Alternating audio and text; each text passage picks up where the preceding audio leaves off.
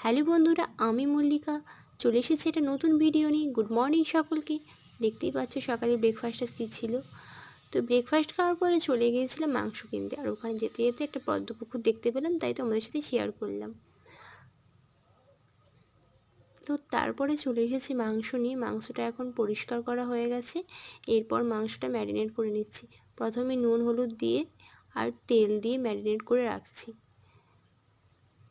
এরপরে মশলার জন্য নিয়েছি আদা, লঙ্কা, রসুন আর পেঁয়াজ। তো পেঁয়াজটাকেও কুচিয়ে নিয়েছি। এরপরে কড়াইতে একটা স্পেশাল মশলা বানাচ্ছি। চলো দেখা যাক এই মশলাটা কীভাবে বানাচ্ছি।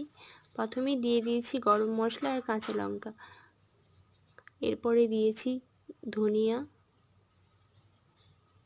তারপরে তার সাথে দিয়ে দিয়েছি জিরে। এই মশলাগুলো দিয়েছিলাম। তো তারপরে কড়াইতে একটু তেল দিয়ে আলুগুলো দিয়ে দিলাম। আলুগুলো লাল লাল ভাজা হয়ে গেল। তারপরে মিক্সিতে ওই আদা রসুন আর লঙ্কাটা পেস্ট করে নিচ্ছি। আর কড়াইতে তেল দিয়ে পেঁয়াজ আর আদা রসুনের পেস্ট, হলুদ গুঁড়ো, লঙ্কার গুঁড়ো দিয়ে কিছুক্ষণ ভাজতে হবে। যখন মশলা থেকে তেল ছেড়ে আসবে মাংসটা দিয়ে দিলাম।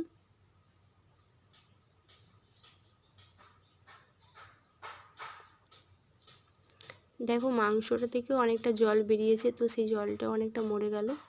এখন আমাদের কষা মাংস পুরো রেডি হয়ে গেছে। তারপরে পেঁয়াজ বেরেস্তাটা দিয়ে দিলাম। তো এরপরে একটু জল দিয়ে ফুটিয়ে নিতে হবে। অ্যান্ড ফাইনালি আমাদের মাংস রান্না রেডি হয়ে গেছে। তো আজকে লাঞ্চের মেনুতে কী কী ছিল দেখে নাও। আজকে ছিল ডাল, আলু পোস্ত, ইলিশ মাছের তরকারি, রুই মাছের কালিয়া আর